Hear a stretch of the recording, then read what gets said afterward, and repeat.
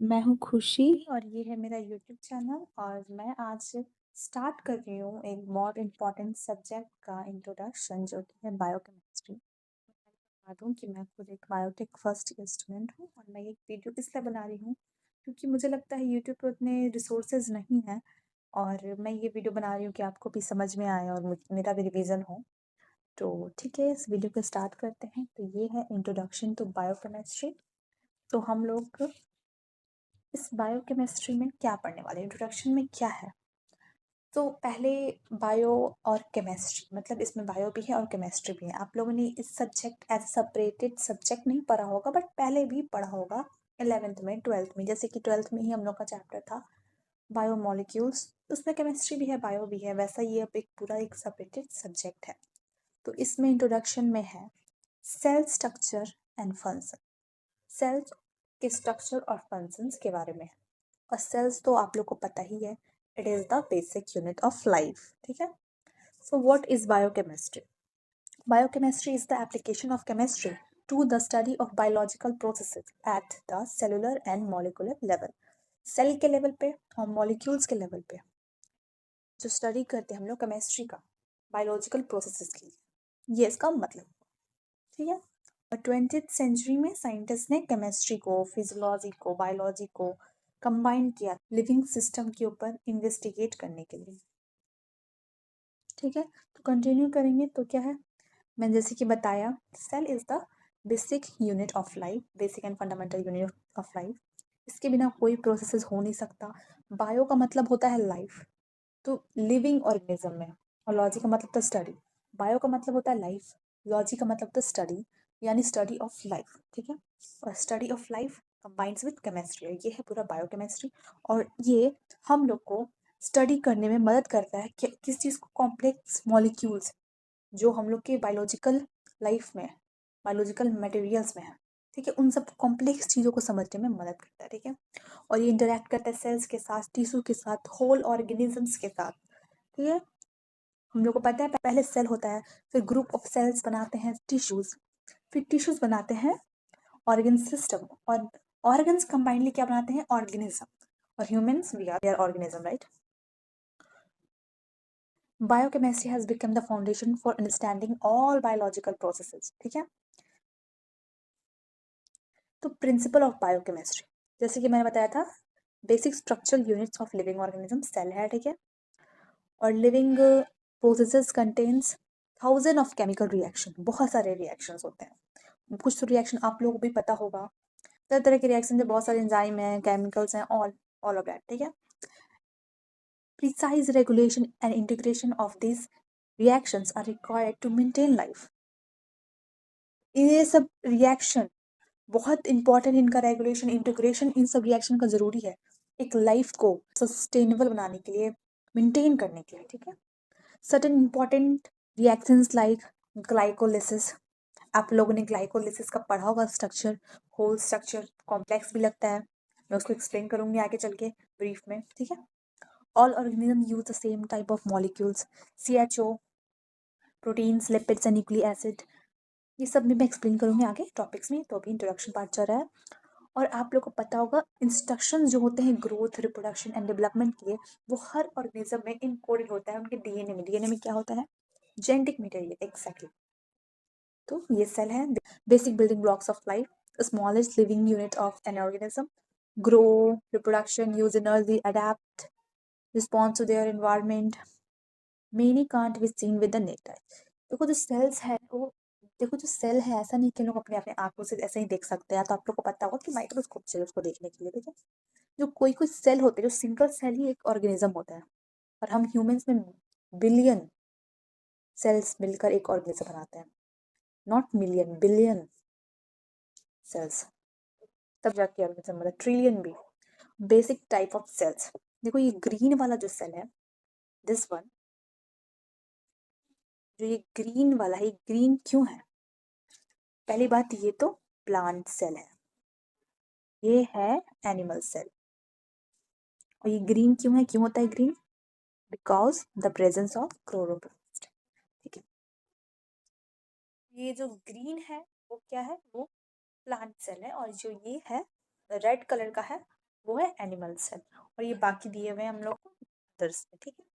तो हम लोग कंटिन्यू करते हैं। Cell is the basic unit of structure and function of all living organism, ठीक है। Be simply say like cell is the basic unit of life, ठीक है। और 1965 में जो इंग्लिश बायोलॉजिस्ट हैं रॉबर्ट हुक, आपने सुना होगा इनके बारे में, इन्होंने फर्स्ट इन्वेंट किया था क्या, माइक्रोस्कोप। एंड इन्होंने ही ऑब्जर्व किया था, क्या ऑब्जर्व किया था अपने माइक्रोस्कोप में, corks and leaves under the microscope, ठीक है, अंडर दिस माइक्रोस्कोप, जो माइक्रोस्कोप था उनके पास, जिन्होंने जिस माइक्रोस्कोप को उन्होंने इन्वेंट किया था, ठीक है। और उन्होंने क्या देखा था, उन्होंने देखा था a small box like chambers of same size which he called cells. Cell जो है एक लैटिन वर्ड है जो मैं बताऊंगी आगे, ठीक है। After this biologists observed different organisms under the microscope and they found the structure of cells was complex, बिल्कुल complex था structure। तो ठीक है, यहाँ पे लिखा हुआ व्हाट इज सेल, तो the word cell is comes from the Latin word cella meaning small room, ठीक है, बताया था मैंने। Cell is the basic unit of all organism, ठीक है। Cell are so basic and critical to the study of life, in fact that they are often referred as the building blocks of life। Cell को और क्या कहा जाता है, the building blocks of life. Organisms, bacteria, amoeba and yeasts, ये जो है bacteria, मीवा, Yeats, east जो है आपने ईस्ट के बारे में पढ़ा होगा क्लास 12th में भी। ये ईस्ट होते हैं माइक्रोब्स, कैसे हम लोग उसको यूज़ करते हैं अपने बेनिफिट्स के लिए, अपने डेली यूजेस के लिए, फूड के लिए, सब के लिए, ठीक है, बेवरेजेस के लिए। Example may consist as few as one cell, while a typical human being contains about a trillion cells, not million, not billion, trillion cell। Trillion cell से बनता है एक इंसान का बॉडी, एक ह्यूमन बीइंग का body. Organism, bacteria, amoeba and yeasts for example may consist of as few as one cell, while a typical human body contains about a trillion cell, ठीक है। तो और आगे ये एक सेल का है डायग्राम जो कि दिख रहे हैं आप लोग, पूरा लेवल्ड है।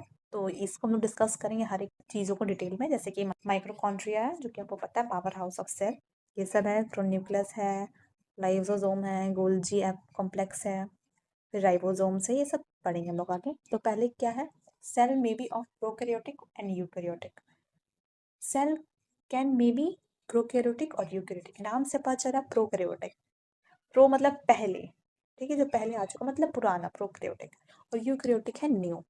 Prokaryotic includes bacteria and lack a nucleus और membrane bound structures called organelles, ठीक है, ये लैक करता है मेम्ब्रेन बॉन्ड स्ट्रक्चर्स को और न्यूक्लियस को। और यूकैरियोटिक क्या है, eukaryotic includes most other sales and have a nucleus and it is membrane bond organelles like plant, fungi, animals like, ठीक है।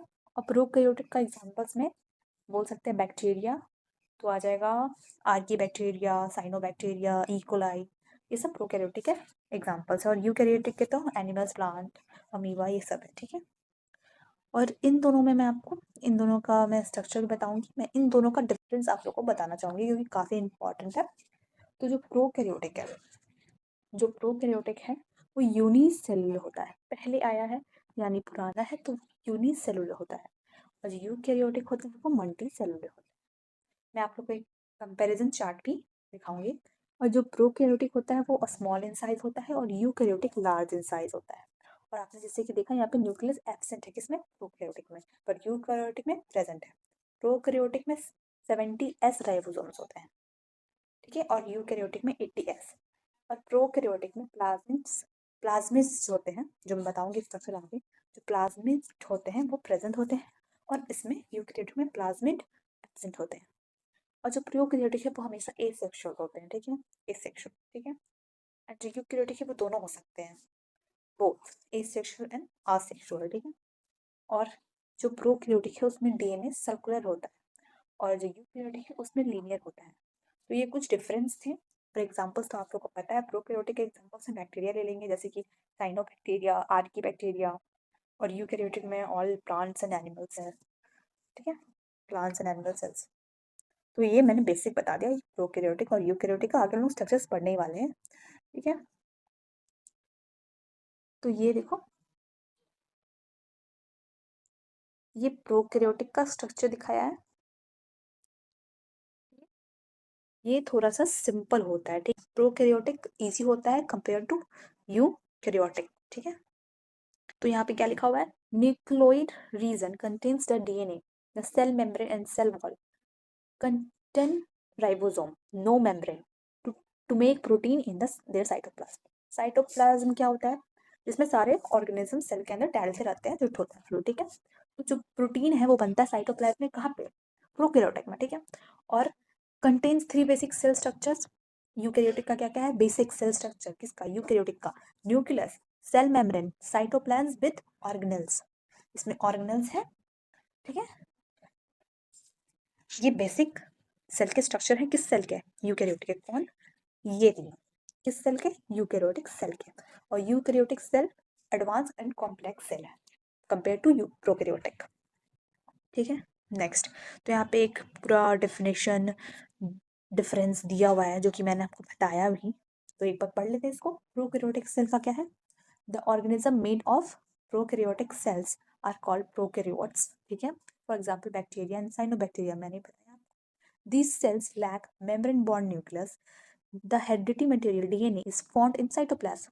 कोई एक स्पेसिफिक मैंने बताया था इसमें, लैक न्यूक्लियस, न्यूक्लियस के अंदर होता है डीएनए, जहाँ होते हैं जेनेटिक मटेरियल, बट यहाँ पे न्यूक्लियस है ही नहीं, तो इस साइटोप्लाज्म में तैरते रहता है, क्या तैरते रहता है, डीएनए, हेरेडिटरी मटेरियल।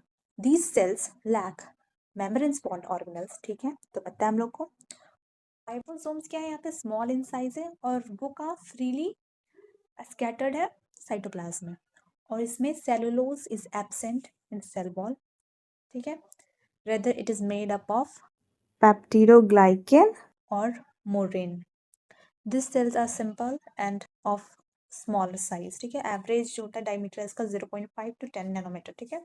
यूकैरियोटिक की बात करते हैं, तो ये है, मैंने बताया यूकैरियोटिक थोड़ा एडवांस है और थोड़ा कॉम्प्लेक्स है।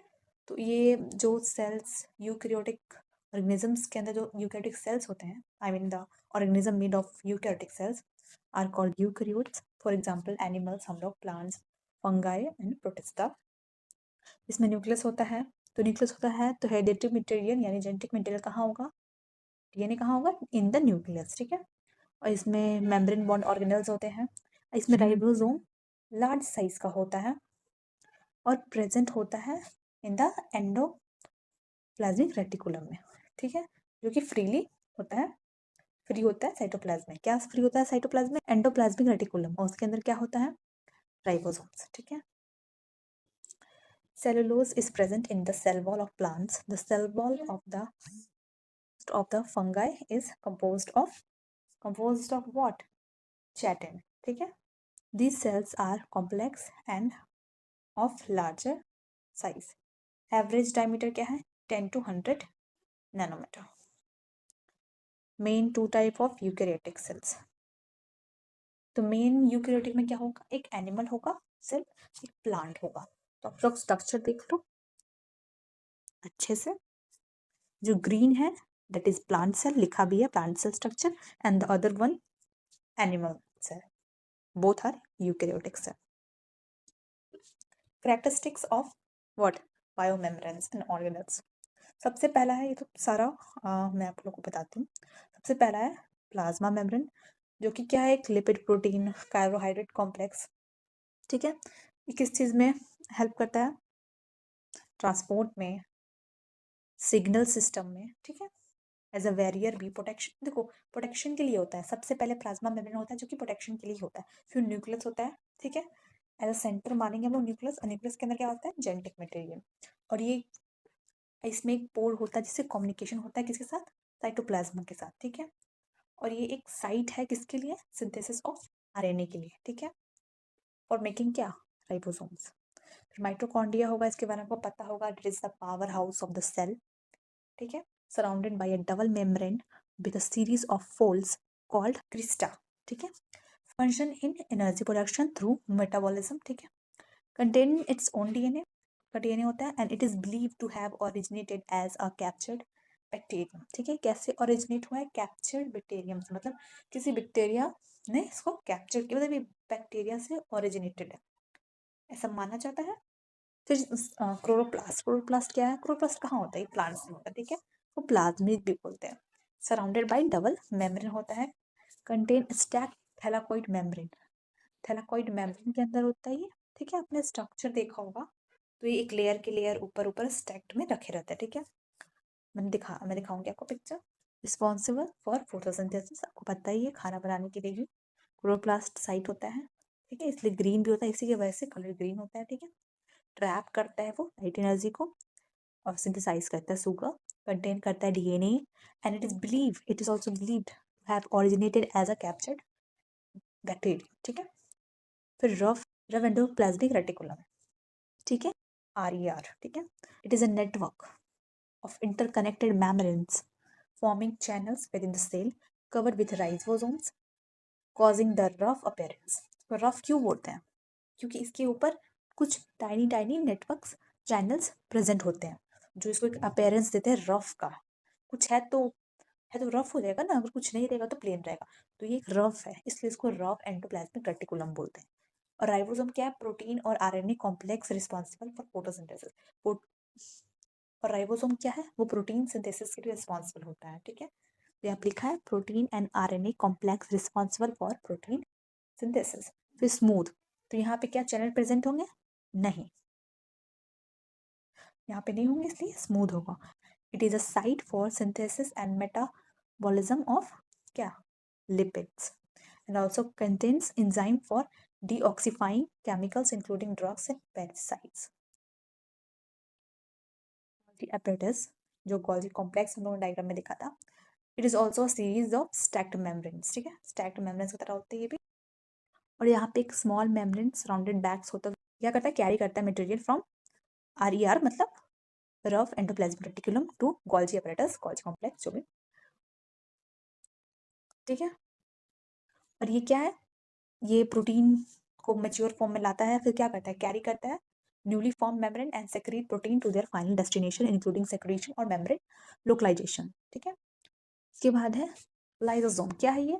अ membrane bound organelle that is responsible for degrading protein and membranes in the cell and also help degrade materials ingested by the cell, ठीक है। इसको हम लोग क्या बोलते थे, आपको पता है? ये आपको पता होगा, इसको सुसाइडल बैग भी बोलते हैं, ठीक है। वाई सो? तो लाइसोसोम जो होता है, इनके अंदर कैपेसिटी होता है, इनके अंदर केमिकल्स होता है जो कि खुद डिस्ट्रॉय कर सकता है अपना सेल को। जैसे कि सेल मेम्ब्रेन कुछ फंक्शनिंग गलत है, कुछ गलत हो रहा है सेल में, तो its have the potential to destroy the cell, ठीक है, इसलिए इसको suicidal bag of the cell भी बोलते हैं, ठीक है। उसके बाद वैक्यूल्स आ जाएगा, तो क्या है? ये membrane bonded bag say that contains water and storage materials in plants, ये प्लांट्स के अंदर होता है, एनिमल्स के अंदर नहीं होता, ठीक है, एब्सेंट होता है। पैरिसीसोम्स और माइक्रोबॉडीज, ये क्या होता है? ये प्रोड्यूस करता है और डिग्रेड करता है क्या? हाइड्रोपेरोक्साइड, ठीक है। And it is a toxic compound that can be produced during the metabolism. Next is cell wall that is absent in animals. Plants have a rigid cell wall in addition to their cell membranes. Cell membranes के पहले होता है cell wall. So next is cytoplasm. Cytoplasm क्या है? जो cell के अंदर है, सेल के अंदर का जो एरिया है जहाँ बाकी सब ऑर्गेनल्स फ्लोट करते हैं, वो cytoplasm. It is enclosed by the plasma membrane, ठीक है। लिपिड प्रोटीन कॉल्ड क्या? साइटोसोल, ठीक है। जो साइटोप्लाज्म के अंदर लिक्विड प्रोटीन होता है उसको ही हम लोग बोलते हैं क्या? साइटोसोल, ठीक है। And it houses the membranes organelles, ठीक है। और ये सारे मेम्ब्रेन ऑर्गेनल्स के लिए एक घर की तरह है, ठीक है। क्या आपको बताया? साइटोप्लाज्म के अंदर ही बाकी सब है, जो भी है, राइबोसोम्स एंड ऑल उसके अंदर ही है। सो नेक्स्ट इज साइटोस्केलेटन, ठीक है। साइटोस्केलेटन क्या होता है? ये मेंटेन करता है क्या? ये मेंटेन करता है सेल का size, cell movement, in help in transport, and it is a network of protein filament present in cytosol, ठीक है। और इसके एग्जांपल्स यहाँ पे हैं माइक्रोट्यूब्यूल्स एंड माइक्रोफिलामेंट्स, ठीक है। सो ये सारे मैंने डिस्क्राइब किए हैं, आप मैं ये PDF दे भी दूंगी, आप लोग इसको पढ़ भी लें। खुद से रीड भी कर लें। और इसके आगे होने वाला है नेक्स्ट टॉपिक स्टार्ट, जो कि होगा बायोमोलिक्यूल्स, जो कि काफ़ी इंपॉर्टेंट है। इसका फर्स्ट हाफ था सेल के बारे में और इसका सेकंड हाफ होगा बायोमोलिक्यूल्स के बारे में, जो कि मैं बताऊंगी आपको नेक्स्ट वीडियो में। तब तक के लिए आप ये वीडियो को देखें और समझें और मुझे बताइए कैसा था। Thank you so much for watching.